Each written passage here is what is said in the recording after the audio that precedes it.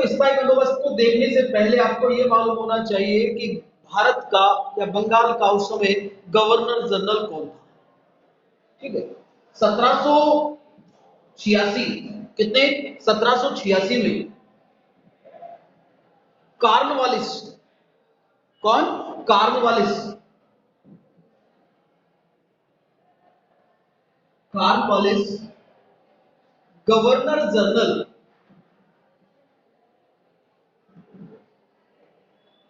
Governor general बनकर भारत आया था। यानी कि 1786 में आया। कौन आया? कॉर्नवालिस। कौन आया है? कॉर्नवालिस। तो ध्यान रखना, ये स्थायी बंदोबस्त का संबंध किससे है? कॉर्नवालिस से है। किससे है? कॉर्नवालिस से, क्योंकि इसी ने इसको लागू किया है। तो इसमें कॉर्नवालिस ने क्या लिखा है? अपनी पुस्तक लिखी है। जो उस पुस्तक में क्या लिखा देखो, कि भारत की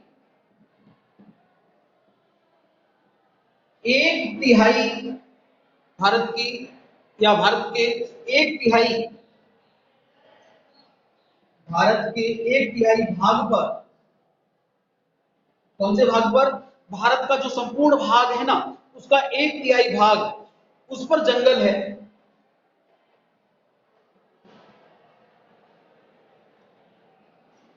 क्या है? जंगल है, जिसमें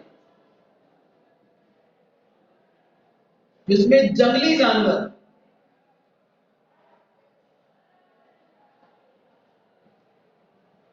जानवर रहते हैं।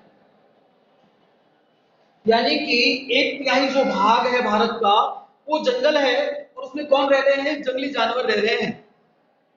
क्यों ना इस 1/3 भाग का भी इस्तेमाल किया जाए और इसको क्या बना दिया जाए? कृषि युक्त भूमि या कृषि करने की भूमि। तो इसके दिमाग में, कॉर्नवालिस के दिमाग में ये प्रक्रिया चलने लगी कि किस प्रकार ऐसी व्यवस्था अपनाई जाए जिससे कंपनी की आय बढ़ सके, जिससे कंपनी की जो आय है ना उसमें वृद्धि हो सके, ऐसी व्यवस्था अपनाई जाए। तो ये दिमाग में चल रहा था किसके? कॉर्नवालिस के। लेकिन इससे पहले अगर हम बात करें, प्रश्न आता है, क्या सर इससे पहले कोई व्यवस्था नहीं थी भू राजस्व से संबंधित? भैया, भू राजस्व से संबंधित इससे पहले भी व्यवस्था थी, और वो थी पंचशाला। कौन सी शाला? पंचशाला बंदोबस्त। पंचशाला बंदोबस्त कौन सा है? पंचशाला बंदोबस्त है। ये वो जो पंचशाला जो बंदोबस्त है ना, ये वो है भैया है। तो यानी कि ये जो व्यवस्था है वो चलाई थी आपके वारेन हेस्टिंग्स ने। वारेन वारेन हेस्टिंग्स किसने चलाई थी? वारेन हेस्टिंग्स ने चलाई थी। तो पंचशाला बंदोबस्त का संबंध किससे है? वारेन हेस्टिंग्स से। जबकि स्थायी बंदोबस्त का संबंध किससे है? कॉर्नवालिस से। ध्यान रखना इस चीज को। तो पंचशाला बंदोबस्त पहले से चल रहा है, यानी कि ये जो बंदोबस्त है ये 5 साल का है। कितने साल का है? 5 साल का। इसीलिए इसे क्या कहा जाता है? पंचशाला बंदोबस्त कहा जाता है। इसी के साथ एक और भी व्यवस्था चल रही थी, जो व्यवस्था थी विकेंद्रित विकेंद्रित राजस्व व्यवस्था। विकेंद्रित राजस्व व्यवस्था।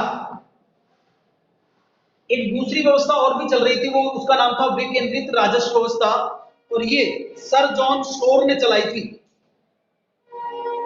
किसने चलाई थी ये? Sir John Shore. किसने चलाई थी? सर जॉन शोर ने चलाई थी। देखो, स्थायी बंदोबस्त की बात कौन कर रहा है? कॉर्नवालिस कर रहा है। पंचशाला बंदोबस्त जो पहले चल रहा था वो कौन किसने चलाया था? वारेन हेस्टिंग्स ने चलाया था। विकेंद्रित विकेंद्रित राजस्व व्यवस्था ये किसने चलाई है? सर जॉन शोर ने चलाई है। किसने चलाई है? सर जॉन शोर ने। ध्यान रखना इनको, आपके ये एग्जाम में है वो तो है ही, साथ में कंपटीशन के लिए भी है। ठीक है, पंचशाला बंदोबस्त वारेन हेस्टिंग्स, विकेंद्रीकृत राजस्व व्यवस्था sir John Shore, sir John Shore ने चलाई है। अर्थात ये पहले से चल रही थी। किससे? इस 86 से पहले, यानी कि जब कॉर्नवालिस आया था उससे पहले ये व्यवस्थाएं चल रही थी, पंचशाला व्यवस्था और विकेंद्रीकृत व्यवस्था। किससे पहले? स्थायी बंदोबस्त से पहले की बातें हैं। ठीक है, छाप दीजिए इन्हें, मैं थोड़ा सा आगे चलता हूं, फिर प्रिंट ले लीजिए बेटा इसका।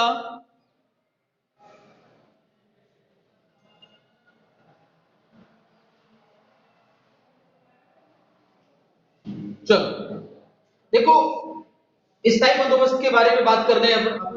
तो यानी 1786 ईस्वी में कॉर्नवालिस गवर्नर जनरल बनकर कहां आया है? भारत आया है। और उसने अपने उसमें लिखा कि भारत के 1/3 भाग पर जंगल है। भारत के कितने भाग पर जंगल है? 1/3 भाग पर, जिसमें जंगली जानवर निवास करते हैं या जंगली जानवर रहते हैं।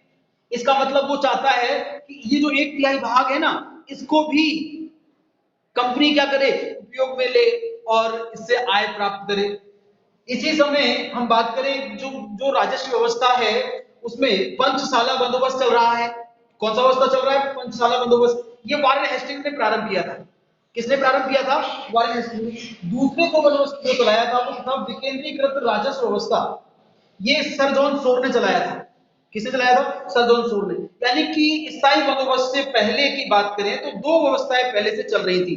एक का नाम पंचशाला बंदोबस्त, दूसरी का नाम विकेंद्रित राजस्व व्यवस्था। दूसरा कौन सा है? विकेंद्रित राजस्व व्यवस्था।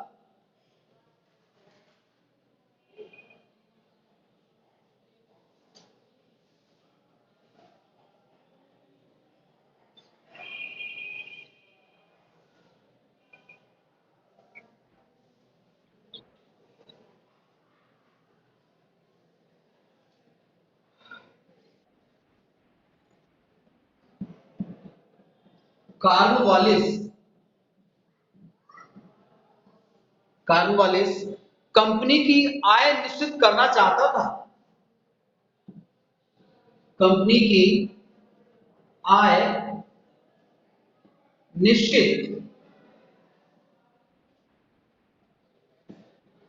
करना चाहता था।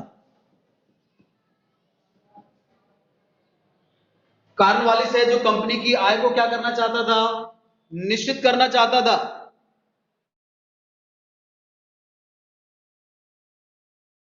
निश्चित करना चाहता था। कौन चाहता था? कॉर्नवालिस।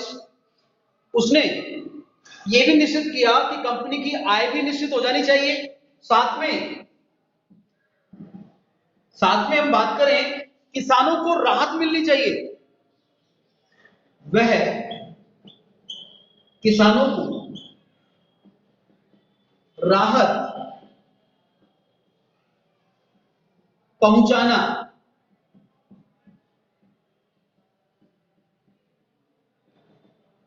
वह किसानों को क्या पहुंचाना चाहता था? राहत पहुंचाना चाहता था।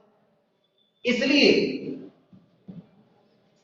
7 वर्ष तक, कितने वर्ष तक? 7 वर्ष तक विचार करने के बाद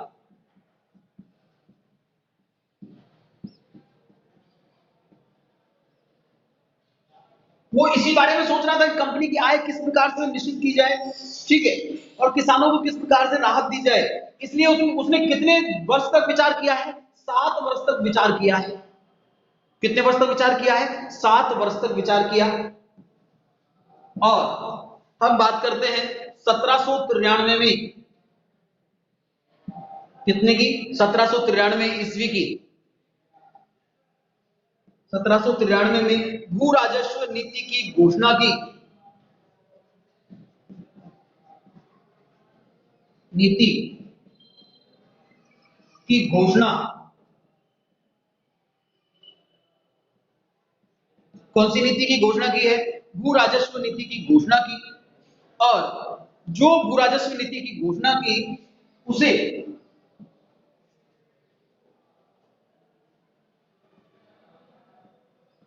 इस नीति को स्थायी बंदोबस्त के नाम से जाना जाता है।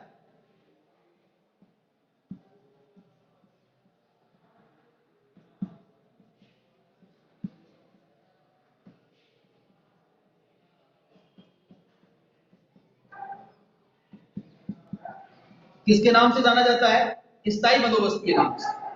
तो अब इस प्रश्न आता है कि स्थायी बंदोबस्त प्रारंभ कब हुआ? तो याद रखना 1793 में। जबकि कॉर्नवालिस कब आया था? 1786 में। कब आया था? 1786 में। तो मैंने आपको बताया कि वो क्या करना चाहता था? कंपनी की आय निश्चित करना चाहता था कि भैया कंपनी की जो आय है ना अब तक निश्चित नहीं है, इसलिए वो चाहता था कि कंपनी की आय निश्चित हो जाए। दूसरी, वह किसानों को क्या पहुंचाना चाहता था? राहत पहुंचाना चाहता था। क्या पहुंचाना चाहता था? राहत, ताकि किसानों का शोषण कम से कम हो। तीसरा, वो क्या चाहता था कि भैया ये जो दोनों कार्य हैं इसको करने के लिए उसने कितने वर्ष इंतजार किया? 7 वर्ष तक विचार किया। और 7 वर्ष बाद 1793 में, कितने में? 1793 में भू राजस्व नीति की घोषणा कर दी। और यही भू राजस्व नीति जो है स्थायी बंदोबस्त के नाम से जानी गई। किसके नाम से जानी गई? स्थायी बंदोबस्त के नाम से जानी गई। एक बार दोबारा देखना, कौन आया था? कॉर्नवालिस आया था। कब आया था? 1786 में। कॉर्नवालिस कब आया था? 1786 में आया था। और वो गवर्नर जनरल बनकर आया था भारत में। तब उसने अपनी पुस्तक या अपने उसमें लिखा, डायरी में लिखा कि भारत का 1/3 भाग क्या है? जंगल है, और उसमें जंगली लोग रहते हैं। कौन लोग रहते हैं? जंगलीवासी रहते हैं, जंगल के रहने वाले रहते हैं। इसके बाद इस समय तक हम बात करें तो भारत में 2 व्यवस्थाएं चल रही थी। एक व्यवस्था कौन सी थी? पंचशाला बंदोबस्त, जो किसने चलाया था? वारेन हेस्टिंग्स ने चलाया था। किसने चलाया था? वारेन हेस्टिंग्स ने। दूसरी व्यवस्था थी विकेंद्रीकृत राजस्व व्यवस्था। कौन सी थी? विकेंद्रीकृत राजस्व व्यवस्था। इसे सर जॉन शोर ने चलाया था। किसने चलाया था? सर जॉन शोर ने चलाया था। इसके बाद जब यानी कि कॉर्नवालिस कहां आ गया? भारत में आ गया। तो उसने वो चाहता था कि कंपनी की आय क्या हो जाए? निश्चित हो जाए। अर्थात वो कंपनी की आय को निश्चित करना चाहता था। दूसरा, वह किसानों को राहत पहुंचाना चाहता था। इसलिए कितने वर्ष तक? 7 वर्ष तक उसने क्या किया? विचार किया। और 1793 में भू राजस्व नीति घोषणा कर दी। और उस भू राजस्व नीति का नाम क्या दिया? स्थायी बंदोबस्त। क्या नाम दिया? स्थायी बंदोबस्त। छाप दीजिए लाला। फिर आगे चलते हैं अपन।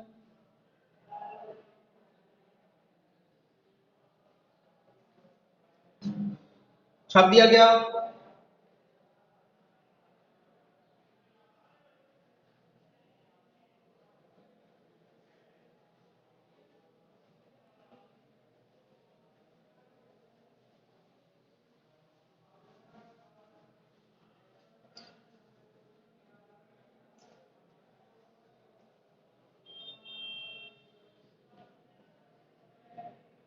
अब हम बात कर रहे हैं स्थायी बंदोबस्त से तात्पर्य।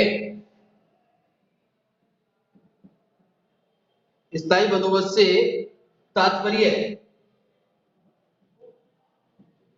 यानी कि इसका अर्थ क्या है? क्या होता है स्थायी बंदोबस्त? ये चीजें हम जानेंगे इसमें। तो सबसे पहले इसमें बताया गया कि जमींदारों को, किसको? जमींदारों को भूमि का स्वामी बनाया गया।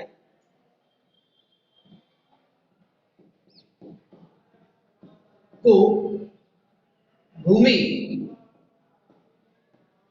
का स्वामी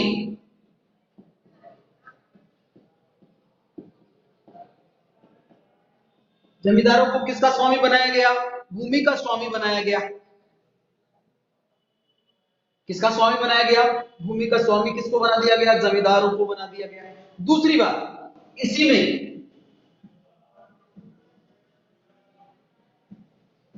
निश्चित समय या निश्चित तिथि, समय या तिथि, समय या तिथि तक नियमित नियमित यानी कि निश्चित समय या निश्चित तिथि तक नियमित वार्षिक कर, वार्षिक कर अदा नहीं करने पर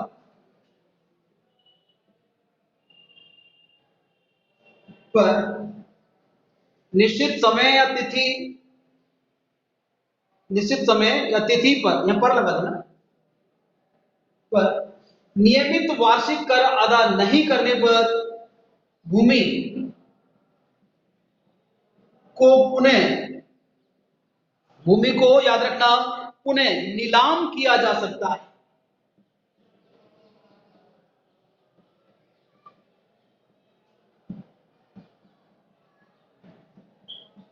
यानी कि क्या कहा गया, समझो इस चीज को, कि पहली बात तो कही है कि भाई जो भूमि है ना वो किसकी रहेगी, जमींदार की रहेगी। पूरे भारत पर किसका अधिकार है, कंपनी का। समझना इस चीज को मैं क्या कह रहा हूं, पूरे भारत पर या पूरे क्षेत्र पर अधिकार किसका है, कंपनी का। लेकिन जिसका मालिक, जहां पर जो नियुक्त किया गया जमींदार, वो उस भूमि का क्या होगा, मालिक होगा। क्या बना दिया उसे, स्वामी बना दिया, किसको, जमींदार को, उस क्षेत्र का। और वो क्या क्या आ गया दूसरी उसमें, अगर उसने निश्चित समय तक वार्षिक कर नहीं जमा कराया, यानी कि जो निश्चित कर है जो निर्धारित कर दिया गया, माना कि 10 रुपए कर दिया, तो अगर वो उसने 10 रुपए निश्चित समय पर नहीं जमा कराए तो उसकी भूमि को, जो भूमि उसको दे रखी है, उसे क्या कर दिया जाएगा, नीलाम कर दिया जाएगा और दूसरा जमींदार बन जाएगा। जमींदार क्या बन जाएगा, दूसरा। इसका मतलब जमींदार को हटाया जा सकता है। कब, जब वो अगर निश्चित समय तिथि पर नियमित वार्षिक कर अदा नहीं करता तब। तो पहली शर्त या दूसरी शर्त तो ये हो गई, पहली शर्त जमींदारों को भूमि दे दी गई, दूसरी अगर उसने भूमि निश्चित समय पर लगान नहीं जमा कराया है, निश्चित लगान नहीं जमा कराया है, तो उसकी भूमि को क्या कर दिया जाएगा, नीलाम कर दिया जाएगा, अर्थात उससे भूमि छीन ली जाएगी। तीसरी बात करें, कंपनी की सरकार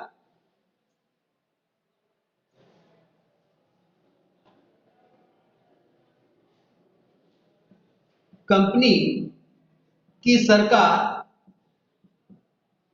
जो कंपनी की जो सरकार चली आ रही है, तो इस निर्धारित रकम में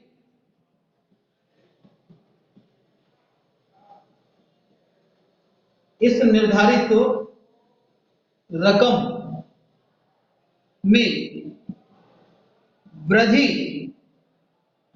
नहीं कर सकती, यानी कि इसमें कोई भी वृद्धि नहीं की जा सकती।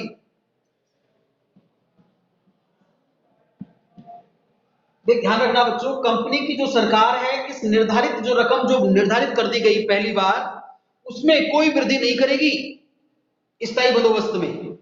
इसीलिए तो कहा गया है इसे स्थायी बंदोबस्त, अर्थात एक साथ निर्धारित कर दिया कि आप इतने पैसे दोगे तो दोगे, इससे फालतू 1 रुपया भी नहीं लिया जाएगा आपसे, ठीक है। तो याद रखना, कंपनी सरकार इस निर्धारित रकम में वृद्धि नहीं कर पाएगी। इसमें एक कार्य और भी कहा गया, चौथा, कि जो जमींदार हैं, जमींदारों, किसको, जमींदारों को अपनी इच्छानुसार, अपनी इच्छा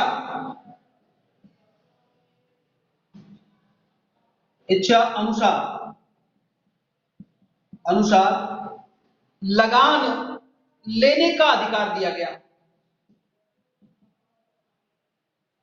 लगान लेने का अधिकार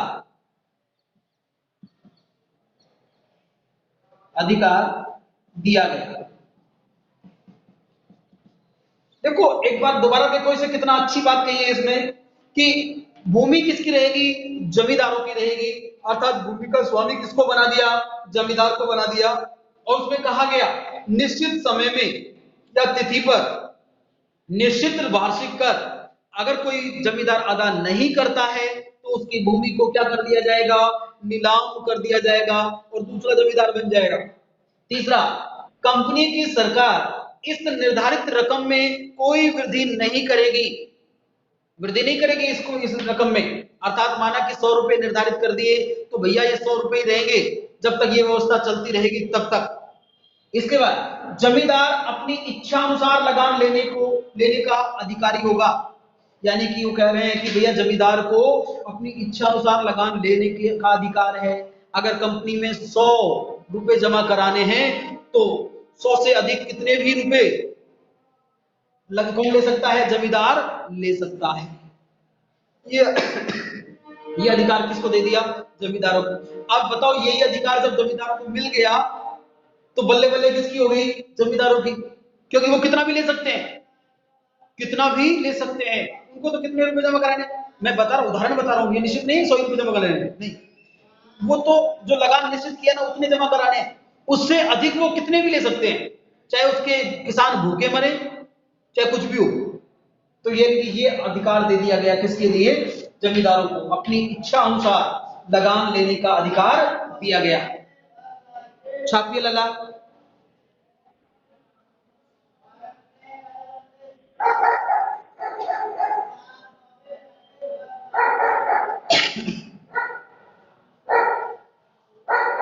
प्रिंट ले लिया ना?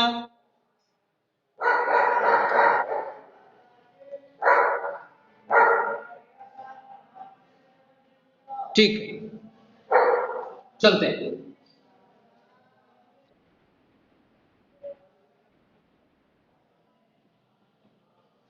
दोबारा देखिए, जमींदारों को भूमि का स्वामी बनाया गया। ठीक है, निश्चित समय या तिथि पर नियमित वार्षिक कर अदा नहीं करने पर भूमि को पुनः नीलाम किया जा सकता है। अर्थात भूमि दोबारा से दी जा सकती है किसी भी को, यानी किसी को भी जमींदार बनाया जा सकता है। कंपनी की सरकार इस निर्धारित रकम में कोई बढ़ोतरी नहीं करेगी।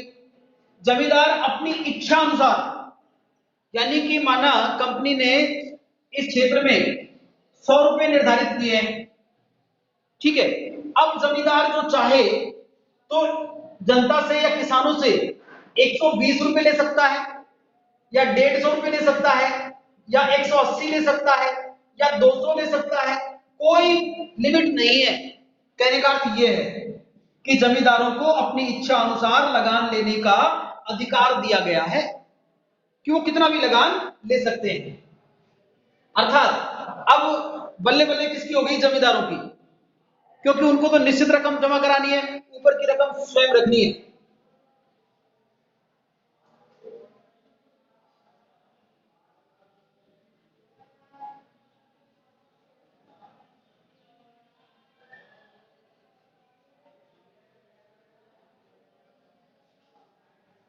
अब हम बात करेंगे कि जो स्थायी बंदोबस्त है इसके लाभ या उद्देश्य क्या थे, या सॉरी लक्ष्य और उद्देश्य क्या थे? स्थायी बंदोबस्त के लक्ष्य व उद्देश्य, लक्ष्य व उद्देश्य। चलिए देखते हैं इसके लक्ष्य क्या है और उद्देश्य क्या क्या है। तो सबसे पहली बात हम बात करें तो प्रमुख जो उद्देश्य है, कंपनी की भू राजस्व से आय निश्चित हो गई। कंपनी की भू राजस्व, कंपनी की भू राजस्व से आय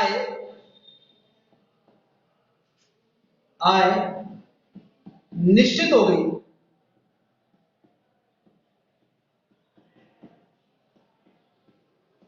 अब कंपनी निष्फिक्र हो गई है, अर्थात उसे इतने पैसे तो आएंगे, ये उसको मालूम हो गए कि भैया इस व्यवस्था से हमने अगर इतने रुपए तो हमें कहां से आएंगे? इस व्यवस्था से आएंगे। तो उसको पहले ही मालूम है कि ये तो हमारी आय होगी, अर्थात उसकी आय क्या हो गई? निश्चित हो गई। जैसे अपन को पता होता है ना कि हमारी सैलरी इतनी आने वाली है, ठीक है, उतनी तो आएगी। तो इसी प्रकार कंपनी को भी अब ये निश्चित हो गया कि स्थायी बंदोबस्त से जो हमने व्यवस्था की है उससे इतना पैसा तो हमारे पास निश्चित रूप से आएगा, ये निर्धारित हो गया। तो सबसे पहला तो ये उद्देश्य उसका पूरा हुआ। दूसरा, इस व्यवस्था से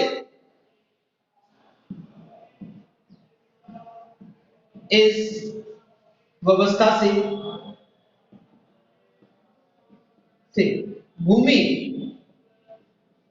इस व्यवस्था से भूमि की उर्वरता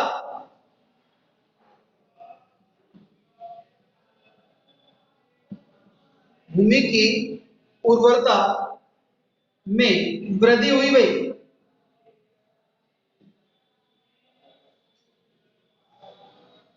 किसमें वृद्धि हुई है? उपजाऊपन में वृद्धि हुई है, अर्थात उत्पादन क्षमता में वृद्धि हुई है।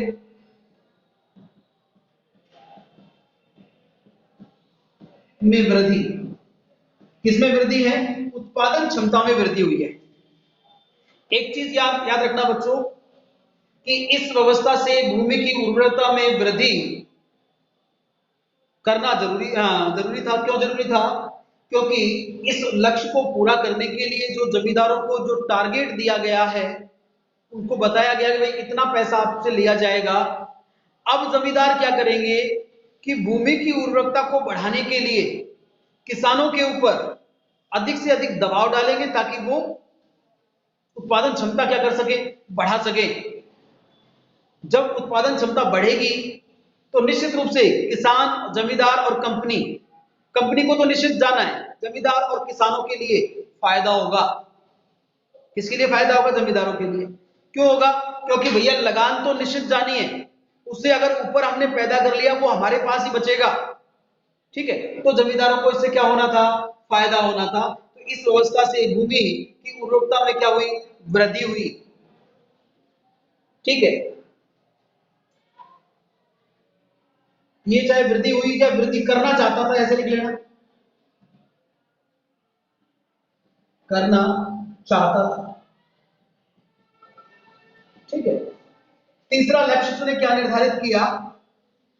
वो था अधिक से अधिक धनराशि, अधिक से अधिक धनराशि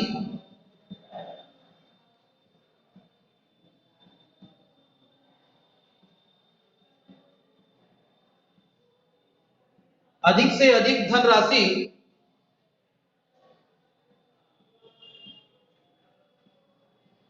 पर, यानी कि अधिक से अधिक धनराशि पर बंगाल की भूमि, बंगाल की भूमि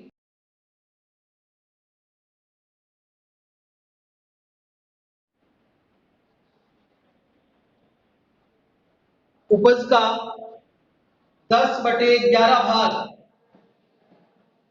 लेना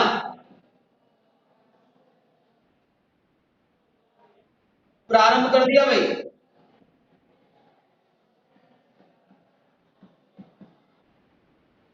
बातें नहीं,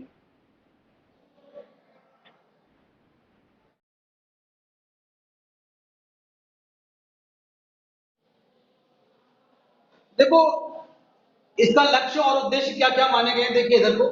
कंपनी की भूमि, तो कंपनी का जो भू राजस्व है, इससे आय क्या हो गई? निश्चित हो गई। कंपनी की भू राजस्व से आय निश्चित हो गई। दूसरा, इस व्यवस्था से भूमि की उर्वरकता या उत्पादन क्षमता को वो क्या करना चाहता था? बढ़ाना चाहता था।